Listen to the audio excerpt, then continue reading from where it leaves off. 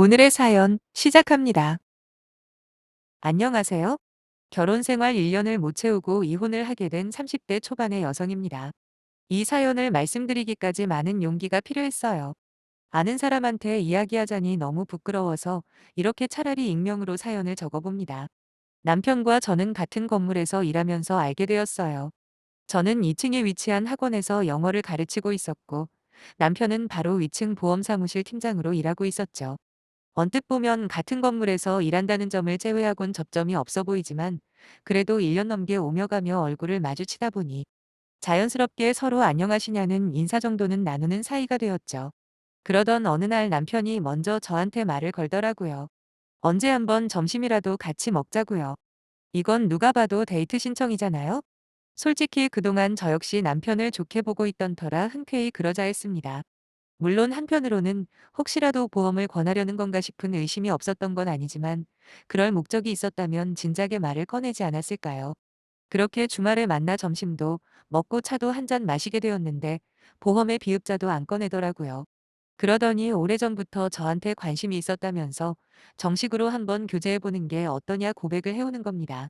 남편의 솔직하고 저돌적인 말에 저도 모르게 마음을 열었고, 그날을 계기로 연인 사이가 되었네요. 사귄 지 딱 1년 되던 날, 남편이 청혼까지 해왔습니다.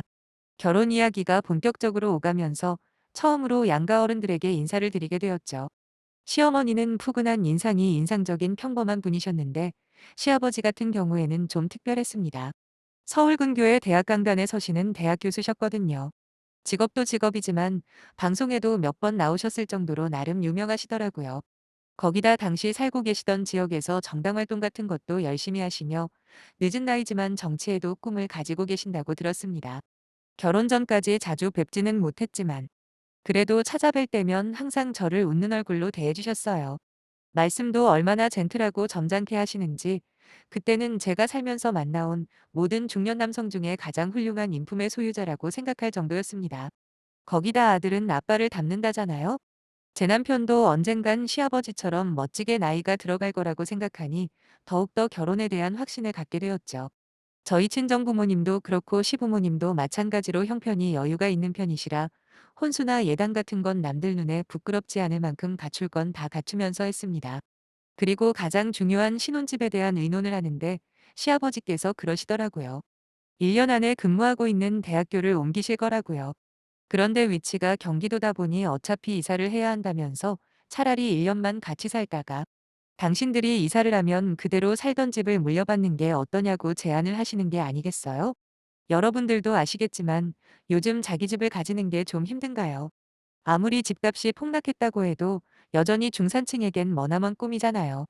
그런 상황에서 1년만 시부모님과 같이 살면 집이 생긴다는데 어느 누가 싫다고 하겠습니까? 물론 여기저기 이야기들을 통해 합가를 미끼로 삼는 이상한 시부모가 있다는 건 저도 알고 있었어요. 하지만 그때만 해도 시아버지의 실체도 몰랐고, 1년 정도는 오히려 시부모님과 한 가족으로서 정부치기에는 딱 좋은 시간이 될 거라 생각했습니다. 지금 와서 돌이켜보면 집해준다는 말에 속아 제 팔자 스스로 꼬아버린 거지만, 솔직히 다시 그때로 돌아간다고 해도 같은 결정을 내렸을 만큼 시부모님, 특히 시아버지가 제게 보여준 모습은 정말 인자하고 훌륭하기만 하셨어요. 실제로도 결혼하고 두세 달까지는 이런 시부모님이라면 1년이 아니라 10년도 같이 살 수 있겠다는 바보 같은 생각을 했다니까요. 실제로 저희 신혼생활은 아주 순탄했어요. 시어머니도 며느리한테 심술을 부리거나 어떻게든 부려먹으려는 경우 없이 오히려 제가 민망할 정도로 알아서 살림 도맡아 하셨고요. 일하느라 힘들겠다면서 저를 챙겨주시면 챙겨주셨지 한 번도 뭐라 하신 적 없었어요. 거기다 남편 역시 속 썩이는 일 없었고요. 그런데 왜 이혼했냐고요?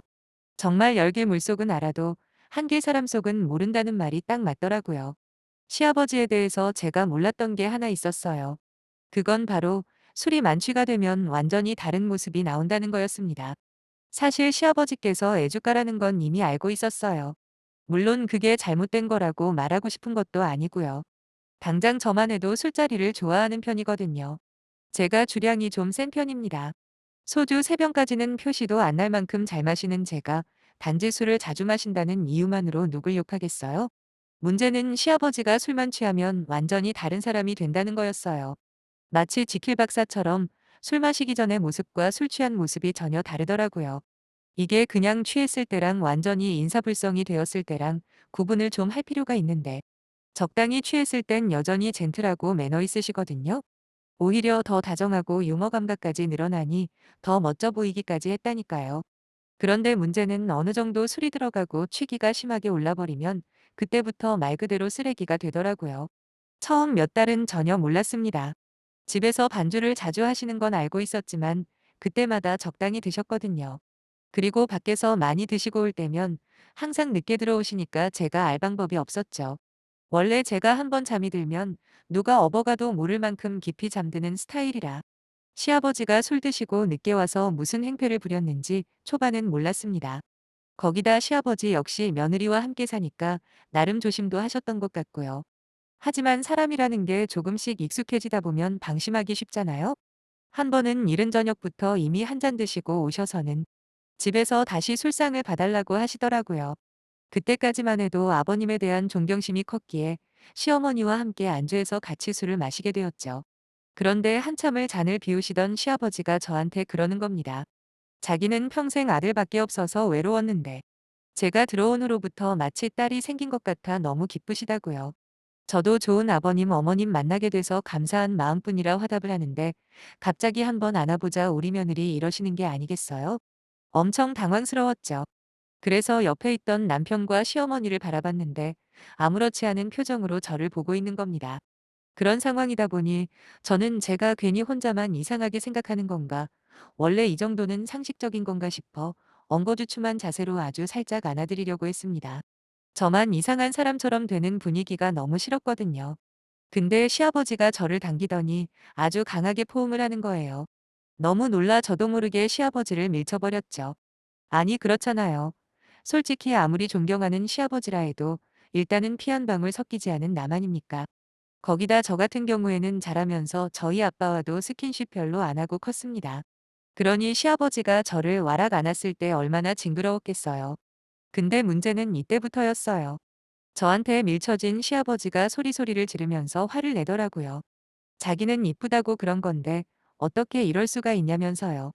지금 생각해도 그때 완전 멘붕에 빠져서 아무 생각도 안 나고 무슨 말을 해야 할지 어리버리한 게 너무도 후회스럽네요. 아무튼 분위기는 난장판이 나버렸고 보다 못한 시어머니께서 시아버지를 끌고 큰 방으로 들어가셨는데 남편이 원망스런 눈빛으로 저를 바라보더니 그러는 겁니다. 꼭 그렇게까지 했어야 했냐고요. 딸처럼 이뻐하는 마음에 그러신 건데 그걸 이해 못하고 밀쳐버리면 자기 아버지가 얼마나 민망했겠냐고 시종일관 시아버지 입장에서만 이야기를 하더라고요. 저도 제 나름대로 제 입장을 설명해봤지만 결국 저만 나쁜 며느리가 되고 그날 일은 그렇게 마무리가 되는 듯 했죠. 그런데 시아버지가 만취해서 들어오거나 아니면 집에서 술을 드시다 과하게 취하는 날이 점점 늘어나면서 저의 스트레스도 커져만 갔습니다.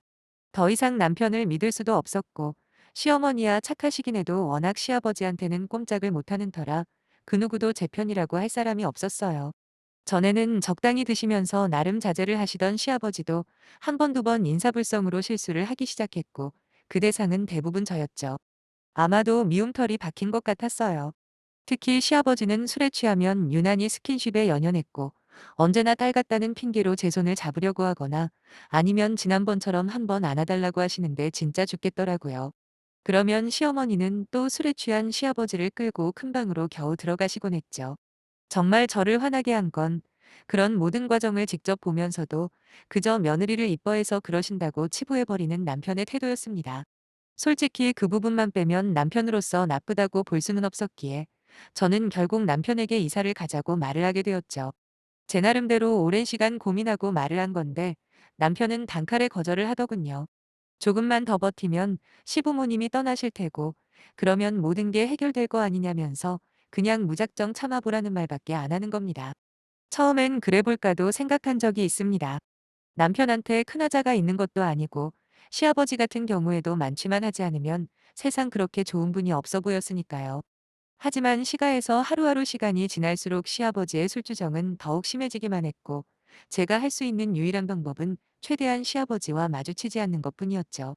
물론 남편이나 시어머니가 저를 위로해준답시고 시아버지를 대신해 사과도 하면서 저를 달래려고 노력하기는 했습니다. 그랬으니까 그나마 참아볼 생각을 한 거지.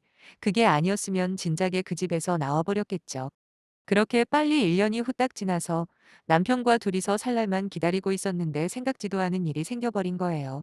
그날은 주말이어서 전 오랜만에 집에서 푹 쉬고 있었습니다. 남편은 상가집에 가서 다음날 오기로 되어 있었고, 시어머니 역시 볼일 보러 나가시고는 저녁 늦게까지 안 들어오시더라고요. 그리고 문제의 시아버지는 아침부터 모임이 있으시다며 늦게 들어오거나 아니면 자고 온다고 하셨기 때문에 말 그대로 저만의 자유시간을 만끽하고 있었어요. 간만에 밀린 드라마도 보고 낮잠도 실컷 자면서 즐거운 시간을 보내다 저녁 시간이 돼서 밥을 먹으려 주방에서 음식을 하고 있었죠. 바로 그때 현관문이 열리면서 시아버지가 들어오시는 겁니다. 예상치 못한 상황에 살짝 당황하긴 했지만 다녀오셨냐 인사를 드리는 순간 제 코를 강하게 찌르는 술 냄새가 느껴지더라고요.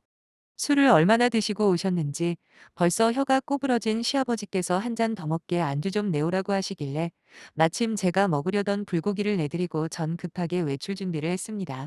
당연히 시아버지와 함께 있는 자리를 피하려는 목적이었죠. 그렇게 대충 차려입고 빠져나가려는데 그만 시아버지한테 딱 걸려버렸어요. 저더러 어딜 나가냐며 옆에 좀 앉아보라고 하시더라고요. 그새 이미 소주를 2병째 마시고 있으시던 시아버지는 얼마나 취했는지 혀가 완전히 꼬일 대로 꼬여 무슨 말을 하는지 제대로 알아들을 수도 없는 상태였습니다.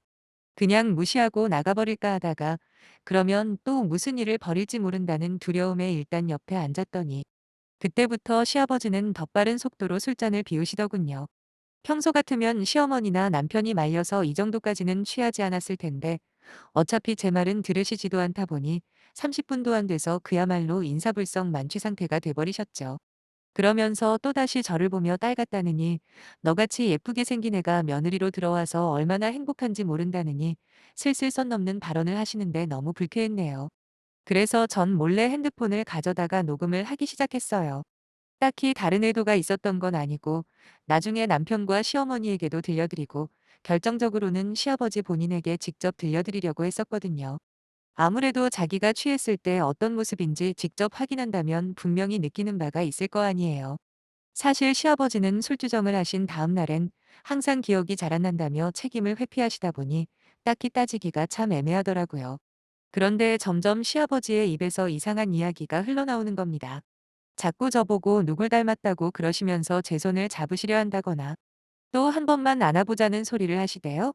대충 종합해서 들어보니 시아버지 조교들 중에 한 명이 저와 엄청 비슷하게 생긴 것 같더라고요. 하지만 문제는 그게 아니라 시아버지가 그 여조교에게 마음이 있다는 거죠. 이미 시아버지는 대화가 아예 불가능할 만큼 취해버려 그냥 혼자서 계속 주저리주저리 떠드는 상태였는데 그렇게 점잖은 척 하던 분에게 그런 추악한 모습이 있을 줄은 정말 상상도 못했네요. 거기다 그 여자 조교뿐만이 아니었어요. 흘려 말하듯 이야기를 해서 확실한 건 아니지만 언뜻 들어보니 자기가 가르치는 여학생들에게도 이미 여러 차례 이성 간의 관계를 시도한 모양이더라고요. 단지 술주정하는 모습을 녹음해서 나중에 정신 좀 차리시게 하려는 의도였는데 뜻밖의 놀라운 사실들에 저는 손이 덜덜 떨릴 정도로 놀랐습니다. 동시에 시아버지라는 인간한테 환멸감까지 느꼈고요. 그때 마침 시어머니가 들어오셨고 그날은 아무 문제 없이 지나갔는데 다음날 상가집에서 돌아온 남편에게 이 모든 일들을 말을 했습니다. 도저히 혼자서 안고 있기엔 감당이 안 되었거든요. 물론 녹음을 해놨다는 사실은 비밀로 하고 말이죠. 근데 말이에요. 남편의 반응은 저를 더 놀라게 했네요. 글쎄 남편이 한다는 말이 무조건 저 혼자만 알고 있으랍니다. 한마디로 비밀로 하라는 이야기죠. 그래서 제가 따졌어요. 비밀로 할 게 있고 안 할 게 있지. 그런 피해를 본 여학생들이나 곧 무슨 일이라도 당할지도 모르는 그 여자 조교는 무슨 죄냐고요. 아무리 아버지라도 잘못된 건 잘못됐다 말하고 바로잡는 게 자식된 도리 아니겠냐 했더니 남편은 다짜고짜 버럭 화만 내면서 괜히 긁어서 부스럼 만들지 말랍니다. 전 끝까지 싫다고 했어요. 시어머니에게도 알릴 거고 시아버지가 강단에 서고 있는 대학교에도 알릴 거라고요. 솔직히 개인의 잘못으로 끝날 문제가 아니잖아요. 제가 뜻을 굽히지 않자 남편이 그럼 이혼부터 하자더군요. 어이가 없었어요. 지금 누가 누구한테 큰 소리를 치는 건지 아직도 상황 파악이 안 된 남편을 보니 오만정이 다 떨어지더라고요. 자기가 이혼하자 그러면 제가 뭐 겁낼 줄 알았나 봐요. 막말로 남편과 사이가 죽고 못 사는 상황이라고 할지라도 아닌 건 아닐진데. 지금까지 남편한테 불만이 없었던 것도 아니고 거기다 자기 아버지라고 무조건 감싸고만 돌려는 그 모습 역시 제 남은 평생을 함께할 사람으로서는 완벽히 탈락 아니겠습니까? 이혼하자는 남편의 말에 전 곧바로 알겠다 대답하고 바로 짐 싸서 친정으로 와버렸네요. 정말 이혼하자고 덤빌 줄은 몰랐는지 곧바로 전화랑 문자로 사과하고 생쇼를 다 하더라고요. 이혼이 애들 장난이냐고 한마디 해주곤 이혼 서류 작성해서 보냈어요. 처음엔 완강하게 거부하던 남편도 제가 시아버지의 실체를 녹음해 놓은 파일을 보내자 곧바로 순순히 이혼을 해줬고요. 여기서 끝이냐고요? 절대로 아니죠. 이혼이 확정되는 순간 전 다니던 학원을 관두고 이직 준비에 돌입했습니다. 그리고 미리 알아놓은 시아버지가 노리고 있던 여조교에게 녹음 파일을 보내버렸죠. 근데 웃긴 건 이미 학교에 시아버지에 대한 이상한 소문들이 한창 돌고 있었더라고요. 물론 그 여조교도 자기 나름대로 고발 준비를 하고 있었고요. 그렇게 제가 보내준 녹음 파일이 결정적인 증거가 돼줘서 시아버지에게 당한 여학생들 몇 명과 함께 직권남용과 성희롱으로 고소를 했다는데 현재는 1심 재판 중이랍니다. 아마도 99% 확률로 교수직에서 해임되는 건 물론이고 그렇게 좋아하는 정당 활동도 더 이상은 못할 거라더군요. 명색이 학생을 가르친다는 스승이라는 사람이 겉으로는 세상 점잖은 척하면서 어쩜 뒤로는 더러운 짓만 골라서 할 수가 있는지 사연을 쓰는 지금 이 순간에도 잘 믿어지지가 않네요. 거기다 딸 같다는 이유로 며느리한테까지 그런 모습을 보인다는 건 그 사람이 어디까지 밑바닥인지 제대로 보여주는 반증 아닌가요? 현재 저는 옮긴 학원에서 애들 가르치며 잘 먹고 잘 살고 있습니다. 이혼녀 타이틀을 달긴 했지만 후회는 없고요. 제 인생 구제한 것도 구제한 거지만 무고한 여성들을 보호하는 데 일조한 게 더더욱 뿌듯하더라고요. 그래서 당당하게 살려고요. 힘내라 한 말씀 해주시면 너무 감사하겠네요.